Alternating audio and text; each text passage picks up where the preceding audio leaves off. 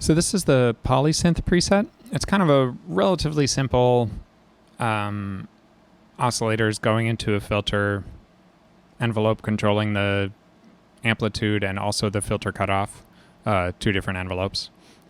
And that's about it.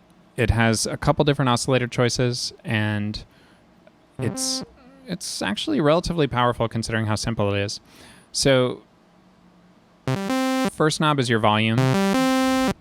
It's defaulting to be the sawtooth waveform, and you can set here the low pass. This is basically you can think of this as the initial offset of the filter. So if there's no envelope applied to it, this is the cutoff of the low pass filter. You can add to this with a key follow parameter. So basically this is, if this is all the way down here and you turn up key follow,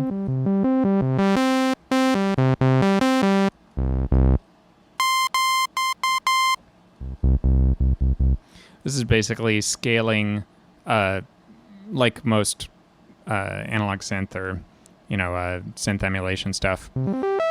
It's sort of letting the filter scale with the pitch range instead of having it fixed at a cutoff. So this is always, think of this as initial offset, and then this is kind of adding to it. Over here we have detune, so it's actually 3 sawtooth waves, and they can be put out of tune with each other a little bit to make a fatter sound. You can go not super wide, but here, I got poly mode on, I'll turn that off. Or I got mono mode on.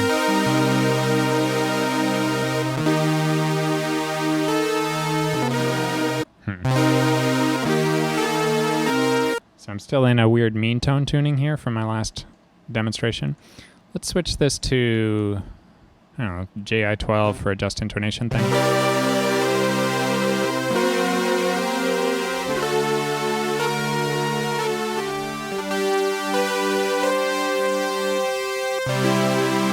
And you'll really hear the tuning if you turn detune off.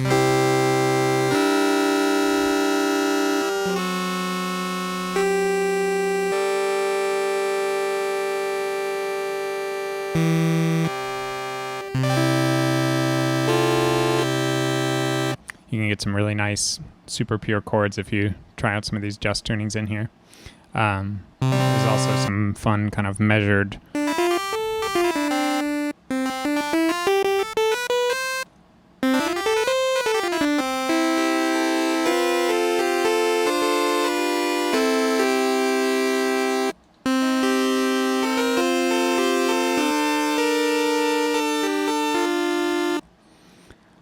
let's see, so also this is the cue of that low pass filter, so you can set the resonance.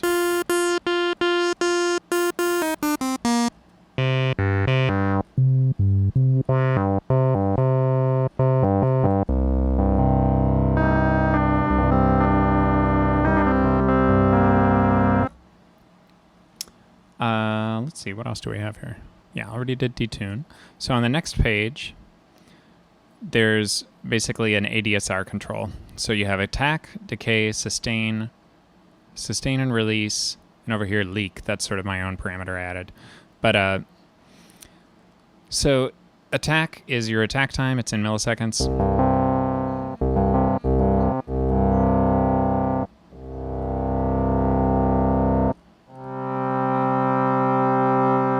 And then you have decay, which is decaying to the sustain level.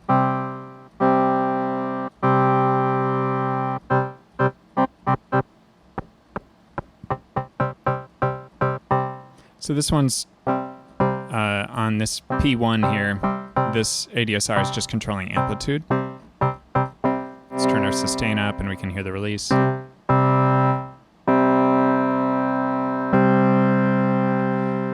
What is leak? This is basically, I don't fully like the ADSR envelope. I mean, it's not super expressive.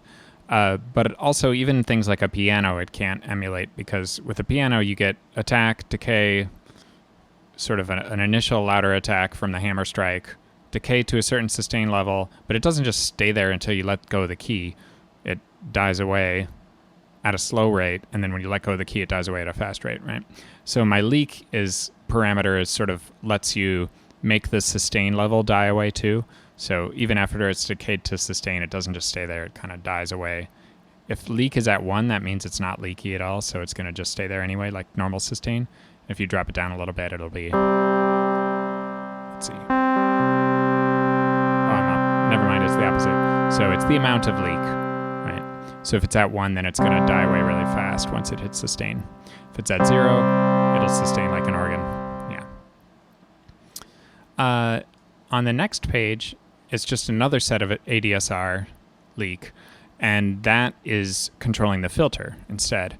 You might like turn these knobs then and be like, oh, okay, well, it doesn't do anything. It's because the page after it, P3, has F amount, which is how much does that ADSR on P2 actually control the filter.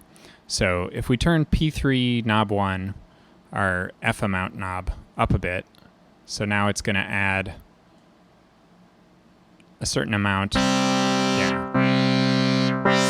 Now we can hear that ADSR controlling the filter. Yeah.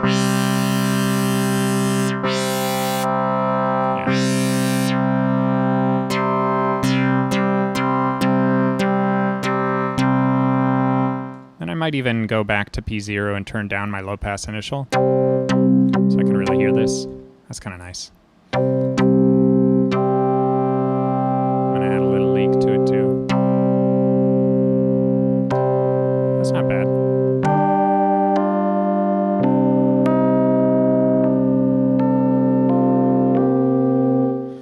Yeah.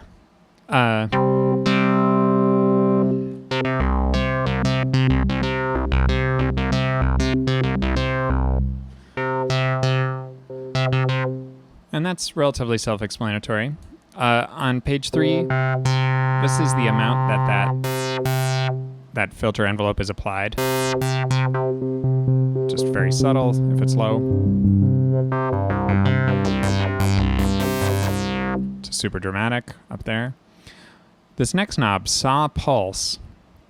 So if it's at 0, then that's the sound that is the default. It's 3 sawtooth waves. If you turn it up a little bit, you're crossfading it with 3 glottal pulse waves, which are the same ones I use in the vocoder patches. So it's kind of a pulse wave, but it's a little bit of a weird shape to it, and it has sort of 2 controls that are the width of the pulse and the shape of the pulse. And I've got those currently not really changeable by the user, but they're routed to some LFOs that are kind of wiggling them around very slowly. So when you turn it to pulse wave, you also get a little bit of an LFO PWM effect. So it's a little more of a complex sound. Yeah, nothing on these other knobs. That's about all the knobs. Here, I'll turn up the filter so you can kind of hear what that pulse wave sounds like, really. Turn down the Q.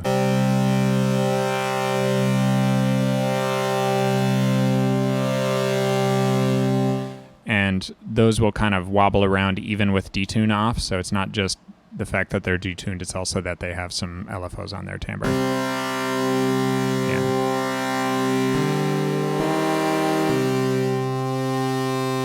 Right.